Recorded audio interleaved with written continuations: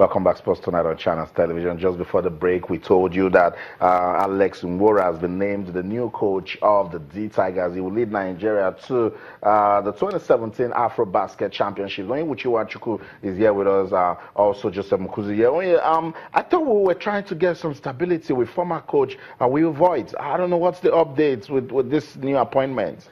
Also, you just read the press release. That's what I'm saying. I'm just but it's our stock in trade. Yeah. We lack continuity. The last time, even the national team, the football team, we can reel out the number of coaches in less than 2-3 years that we've hired, and it has some, negative effects. And like you said, we're trying to stabilize. This championship is, in a few months' time. And they've not really given any reason. This month. If actually this man is going to come on board, what it means technically is that Voigt is a foregone conclusion. So we just hope that it won't rub off negatively on our performance. But you see, stability is key in sports.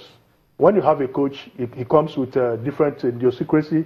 He has a different philosophy, and maybe sometimes the selection of the team will be different. So. It's going to, drag us backwards. Whatever reason, we just hope that the Basketball Federation took the right decision. That's right. So that's it. That's the update. Alex Nwora is the new head coach of the D Tigers. He will lead the team to the 2017 AfroBasket Championship for us. We just wish them all the best. We just hope that basketball continues to grow in the country. Let's move on with the show now. I'll talk about the Nigeria National League. We got a press statement from the league. Kaduna United shut out from home fans. I like what's happening with the league. Joseph, I'm sure you also like it. We're getting prompt responses, prompt decisions to all of those irregularities that shouldn't be seen in our league. Absolutely. I mean, it's good that they are becoming very, very responsive. I would also prefer if they are, they find they are reactive, but I want them to be proactive as well. To be able to nip it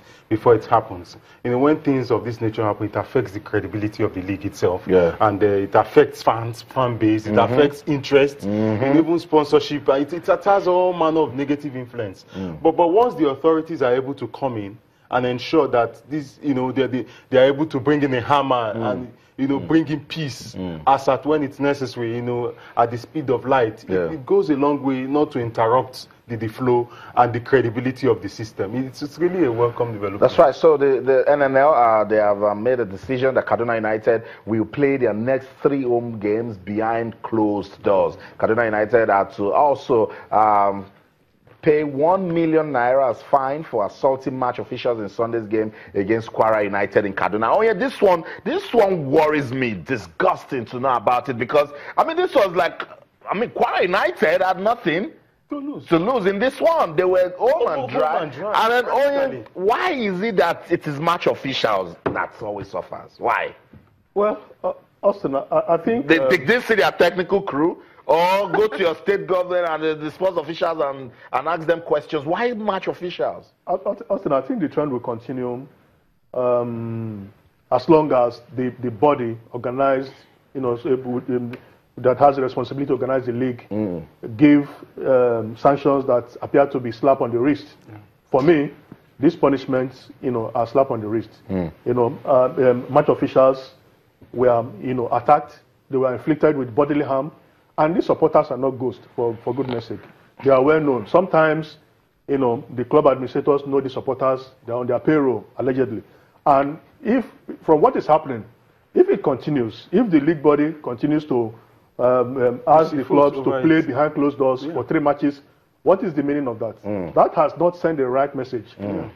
These fans will always mill around. Okay, we are not going to watch the game, but at the end of the day, the home teams will still get their 3 points.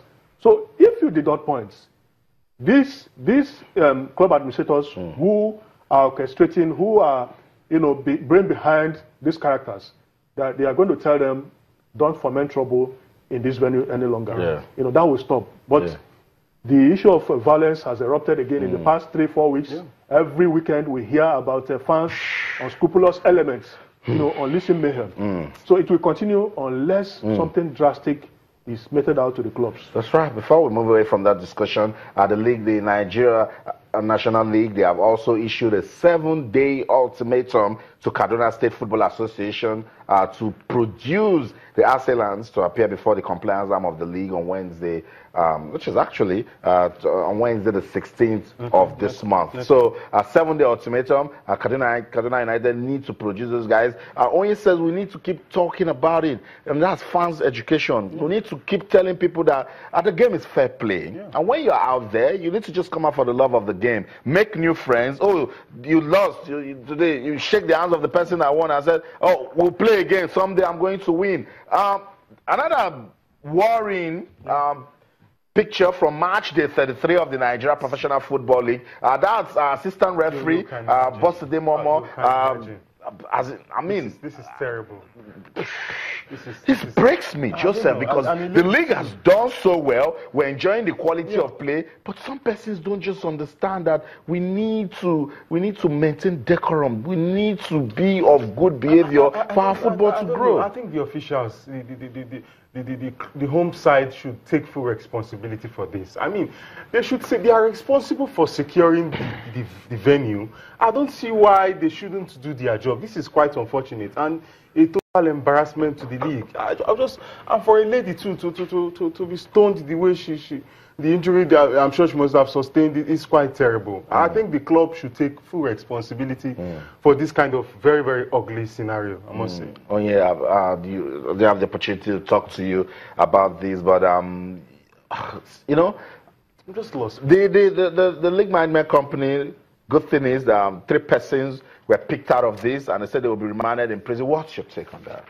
Well, first and foremost, when you look at this clip, Austin, you will observe that unauthorized people had access to very close to the pitch, which is not acceptable in football. Yeah. You know, those characters should not be allowed to mill around, and that was why they were able to stone the assistant referee at close range. You know, these are anomalies. It shouldn't be allowed. CAF and FIFA don't allow such practice. You know, so why on earth would you allow people, you know, criminals to mill around the stadium? Now they have inflicted bodily harm. And I saw, like you said, I saw some characters paraded. Austin, you know, it's such a charade.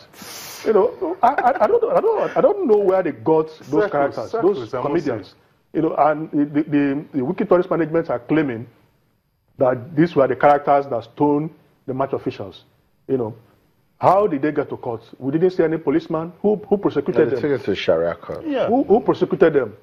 You know, those characters are like comedians. You know, we shouldn't be condoning such practice.